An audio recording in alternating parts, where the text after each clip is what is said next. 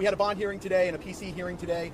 I think that the relevant things that were said today that I thought were fascinating were that it took 3 months to build a case. And I think the reason for that was because the statements that were given on the evening that this occurred were very questionable. I think the way that the statements were made, what allegedly was witnessed and what wasn't witnessed, I think gave great pause to the FBI. The FBI doesn't take 3 months to arrest someone if they believe everything that was said on the night that it occurred. They were involved the first night, and then nothing happened for 3 months. In addition to that I thought was quite embarrassing was that an FBI agent says they don't have the resources to keep their eye on an individual. This is allegedly an individual that committed a crime that they then didn't watch to see if the guns were present, if the jewelry was present. And what didn't we hear today? What we didn't hear today is there is no contract, this mystery contract. They have no contract. They have no video of this alleged signing of a contract. They have no guns. They have no jewelry. They have none of that physical evidence. What they have is they have allegedly 5 individuals, one of them being a very well-known individual that is allegedly cooperating with the government and making these allegations against my client and many more. I'm going to take like 1 or 2 questions and then we're going to scoot. You're essentially arguing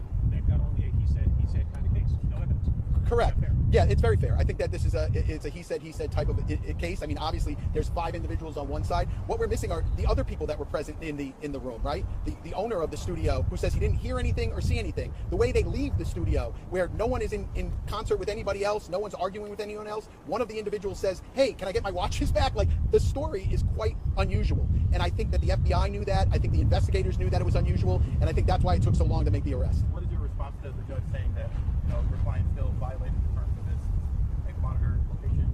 Sure, those are all things that are going to be, flushed out. The fact is that he was allowed to be in certain areas at certain times. That really wasn't an argument for today. I wasn't really even going to make that argument. My main thrust of today was to really push on the evidence and see exactly what they had and when they had. How about this? How about the individual who wrote the complaint, who actually drafted the complaint, who was sitting in the courtroom, who's only been an FBI agent for 4 years, does not take the stand. They put someone else on to say what she wrote in her own complaint when she's sitting in the courtroom. And that's done quite often in gamesmanship.